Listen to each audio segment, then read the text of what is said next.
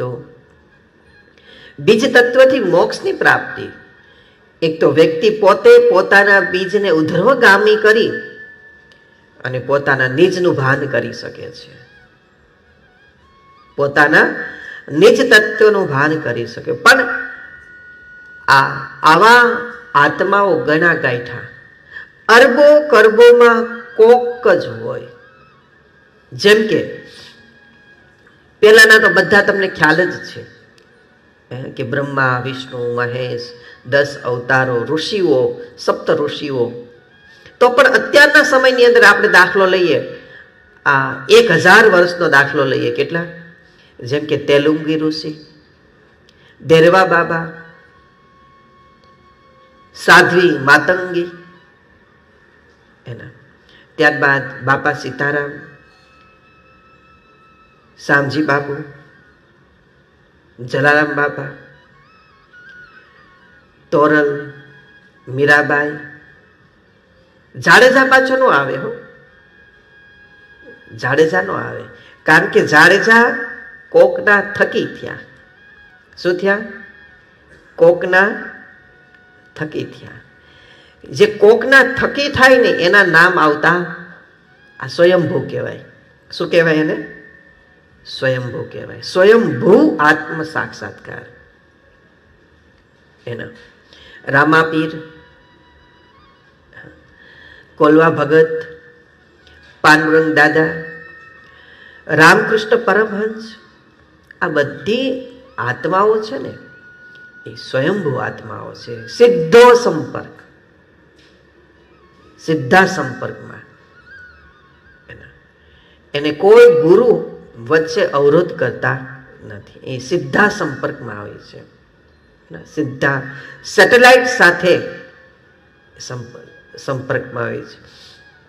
મોબાઈલમાં કેમ કોઈ દોરડું નથી, અને જેને કોઈને પ્રસારણ પકડવું છે એક સીધો પ્રસારણ પકડે, એક ટાવરથી, એક તારથી. તો એવી રીતે આવા જે પણ કોઈ મહાપુરુષો છે એ સીધા સંપર્કમાં છે. કેવા? સીધા સંપર્કમાં છે. તો એક તો વ્યક્તિ પોતે પોતાના બીજને ઉધર્વગામી કરીને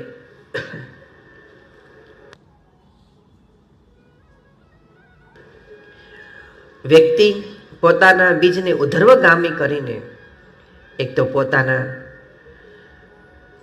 પોતાના આત્માને પોતે એ મોક્ષની ગતિ કરાવી શકે છે, અથવા તો અમર કરાવી શકે છે. અમર અને મોક્ષમાં શું ફેર? અમર અને મોક્ષમાં શું ફેર? એ ધ્યાનથી સાંભળો. મોક્ષ એટલે કે કોઈ જન્મ નહીં, હવે બીજી વાર શરીર તત્વ જ નહીં કોઈ. અને મોક્ષ પણ એટલું ધ્યાન રાખજો, જ્યાં સુધી જેટલું પુણ્યનું બેલેન્સ છે ને ત્યાં સુધી તમારે મોક્ષમાં રહેવાનું.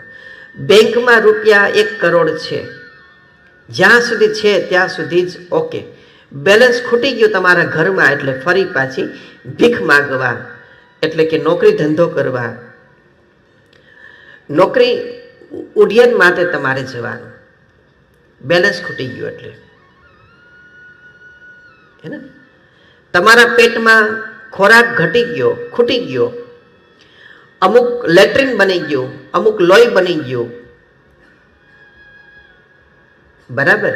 અમુક લેટ્રિન બની ગયું, અમુક લોહી બની ગયું, પેટ ખાલી થાય એટલે જમવાનું ગોતવા નીકળશું બધા.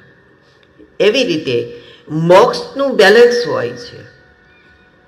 પુણ્યનું બેલેન્સ તમારું, મોક્ષનું બેલેન્સ પૂરું થાય એટલે ફરી પાછો તમને આ પૃથ્વી ઉપર મનુષ્ય અવતાર જ મળે. મનુષ્ય અવતાર જ મળે. ઓકે, મોક્ષની અંદર વાત છે. ફરી પાછો તમને મનુષ્ય, જે કોઈ મનુષ્યને મોક્ષ મળ્યો એને મનુષ્ય અવતાર જ થાય. અને જે મનુષ્યને મોક્ષ ના મળ્યો હોય એ 84 લાખમાં જાય. એ વ્યક્તિ 84 લાખની અંદર જાય. 84 લાખ યોનિઓ એટલે આપણે બધાને ખબર છે. આપણી આસપાસ એ યોનિઓ ફરે જ છે, નજરમાં આવતી જ હોય છે. આ વૃક્ષ પણ 84 લાખ યોનિમાં જ કહેવાય. આપણી હેલોજનની પાસે જે જંતુ ફરે છે ને એ પણ 84 લાખમાં જ આવે. અને આપણી આસપાસમાં જે જીવો ફરતા હોય ને એ આપણા પૂર્વજો જ હોય છે. એ આપણી આસપાસના જ લોકો હોય છે, જે એ પૂર્વજન્મમાં આપણા કોઈક હશે. તો જે વ્યક્તિને, જે મનુષ્યને મોક્ષ મળ્યો હોય તો એને મોક્ષનું બેલેન્સ પૂરું થાય એટલે પુનઃ પાછો મનુષ્યનો અવતાર જ મળે. ઓકે, મનુષ્યનો અવતાર મળ્યા પછી પણ એને ધ્યાન રાખવું પડે કે હવે જો મારાથી કાંઈ બીજું ત્રીજું કાંઈ થાય નહીં, નહીતર પાછું 84માં વયો જાય. એના કેવું છે, વડાપ્રધાન છે અત્યારે, બહુ સરસ મજાની સારી કામગીરી કરે છે. ઓકે, તો આજે પહેલી ટર્મમાં એને સારી કામગીરી કરી વડાપ્રધાને, તો જનતા એને ઓટોમેટિક બીજી ટર્મ તો આપશે કે નહીં? બીજી વાર, પહેલી વાર કામ સારું કર્યું એના, તો બીજી વાર પણ એને લોકો સામેથી છૂટશે ને મત આપશે. બીજી વાર છૂટ્યા પછી પણ ત્રીજી ટર્મમાં આવે છે, બીજી વાર સારી પ્રવૃત્તિ કરી અને ત્રીજી ટર્મમાં આવે છે, તો ત્રીજી ટર્મમાં પણ બીજી કામગીરીને લક્ષ્યમાં રાખીને, ધ્યાને રાખીને, એના સંસ્કારને આધીન અને ત્રીજી ટર્મમાં પણ એના એ જ વડાપ્રધાન આવશે, છૂટાશે. બોલો હા કે ના? શા માટે? કે કોઈ રૂપાળા જોઈને કોઈ મતદાન કરતું નથી, એના કામને જોઈ અને લોકો મતદાન કરતા હોય છે, એને ચૂંટતા હોય છે. તો એવી જ રીતે ત્રીજી ટર્મમાં આવ્યા અને ચોથી ટર્મમાં હવે આવવાના છે એના, તો ત્રીજી ટર્મમાં એને ખરાબ કામ કરી નાખ્યા, કંઈક સમાજનું અહિત કરી નાખ્યું, તો લોકો એને છૂટશે વડાપ્રધાન? નહીં છૂટે.